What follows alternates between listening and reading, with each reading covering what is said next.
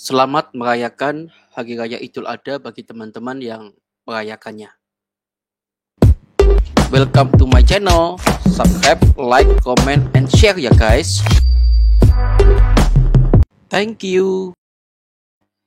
Ya, shalom teman-teman semua. Jumpa lagi bersama saya Yoel Ade Prastio di channel ini guys. Ya, teman-teman, sebagian besar masyarakat Indonesia pada 2 hari ini merayakan Idul Adha atau Hari Raya Kurban begitu ya. Baik itu kelompok Muhammadiyah yang di mana mereka merayakan Idul Adhanya hari ini maupun kelompok besar pemerintah dan Nahdlatul Ulama itu akan merayakan Idul Adha besok ya. Jadi umat Islam merayakan Idul Adha gitu ya. Bang Joel mengucapkan selamat merayakan Idul Adha bagi teman-teman para pendengar Bang Joel yang menyaksikan siaran ini guys.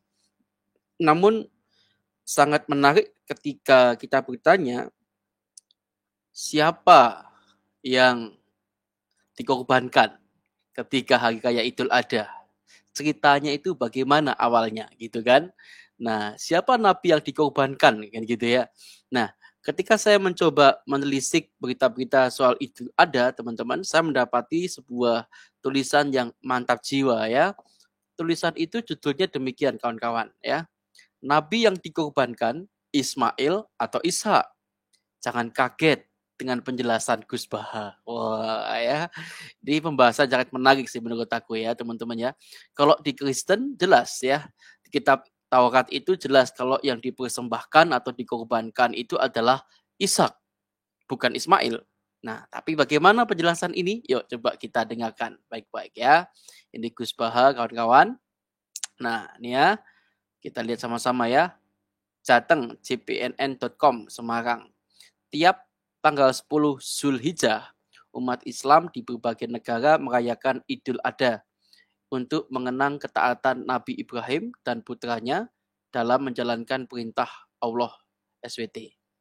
Sebagaimana masyhur diceritakan dalam Al-Quran, Nabi Ibrahim mendapatkan wahyu lewat mimpi untuk menyembelih putranya. Perintah itulah yang kemudian dijalankan dengan mendapatkan kerelaan hati dari putranya. Namun demikian, Al-Quran tidak menyebutkan secara eksplisit siapa nama putra Ibrahim yang rela dikorbankan itu. Sebaliknya, dalam kitab Samawi yang lain, yakni Taurat dan Injil menyebutkan, ini enggak ada Injil ya, Taurat aja ya, menyebutkan secara eksplisit bahwa yang dikorbankan adalah Nabi Ishak katanya.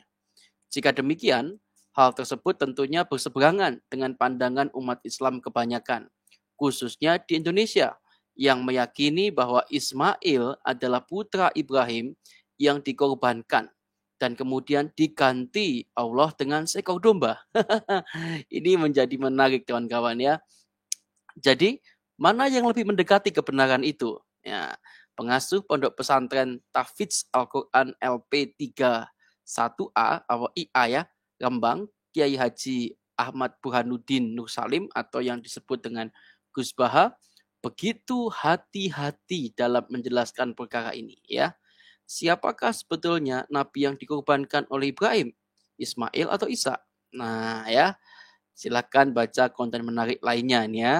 Dia sadar bahwa perbedaan pendapat mengenai siapa yang dikorbankan oleh Ibrahim memang jarang dibicarakan umat Islam di Indonesia. Di Indonesia kan enggak terbayang ada perbedaan pendapat semacam ini kan, dibilang kan.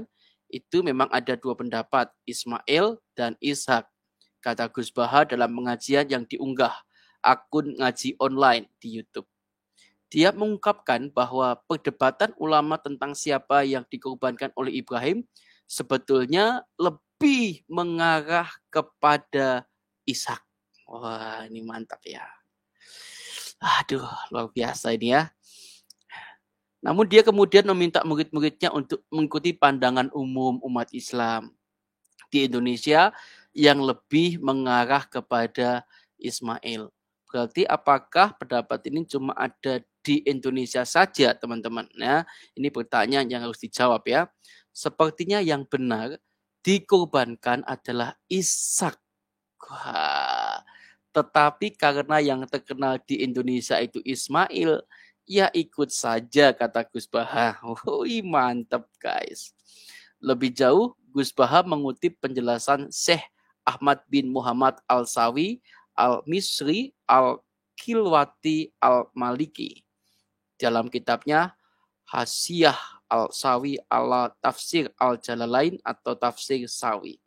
Di kitab ini menyebutkan pendapat yang mengatakan bahwa putra Ibrahim yang disembelih itu adalah Ishak lebih kuat. Waduh, ini mantap jiwa ya, teman-teman ya. Ini sebuah catatan yang sangat bagus sekali guys ya, untuk kita saksikan, untuk kita dengarkan.